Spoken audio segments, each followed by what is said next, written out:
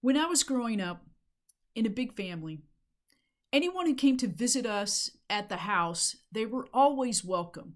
There was always room at our table to welcome everyone. And my mom made an effort to really make everyone feel at home and feel included. Inclusion was so important for my mom. Even when we played games as kids, she wanted to make sure we played games that kids of any age could play and that we were all included together to be part of family, part of our community, this small community of our family. Her message of inclusion was so rooted in me. As I grew up, I think often of like, who are those who are not included? And how can I help welcome them? In today's gospel, the Gospel of Mark, chapter 1, verses 40 to 45, Jesus is doing ministry in the Galilee region. And his ministry, this gospel, is asking us to reflect on basically two questions.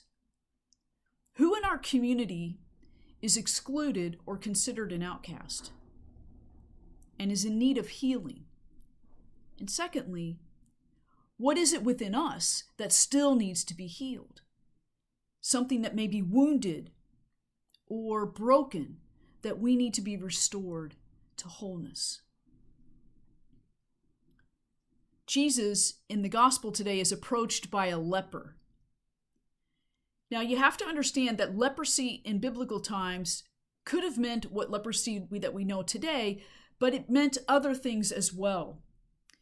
At the time of Jesus, leprosy referred to any scaly skin disease that was repulsive. It could also have been something as severe psoriasis or acne, or it could have been an inflammation of the skin, or it could, like I said, it could be leprosy that we know today. But what that meant, regardless of what disease it was, leprosy, if you had it, you were rendered unclean in the community. And being unclean meant you were outcast from the community. Also at the time of Jesus, being in a community and rendered clean to be in a community was your lifeline to everything. Resources, food, water, everything. Life, survival. To be rendered unclean was a death sentence. You were about survival of your own. A leper approaches Jesus and says, "If you will to do so, you can cure me." Moved with compassion, Jesus says, "I will do it." He reaches out his hand and he crosses the barrier from the untouchable to community, reaches out and touches him and says, "I do it, be cured." And with that, the leprosy left him and he was cured. Jesus was about bringing healing and restoring this person back to the community, back to life in the community.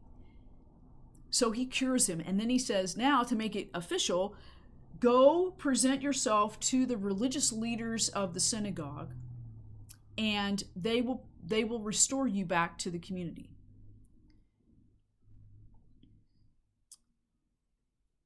Jesus is so moved to compassion. He is about healing and wholeness. Likewise, our discipleship is about healing and walking a path that includes and welcomes and brings people back that needs healing to wholeness in our community. And where are those broken places within us that we too need healing and compassion by God? So this week, take some time to reflect on those questions. Be mindful of who in our community is considered an outcast and needs to be welcomed, needs healing.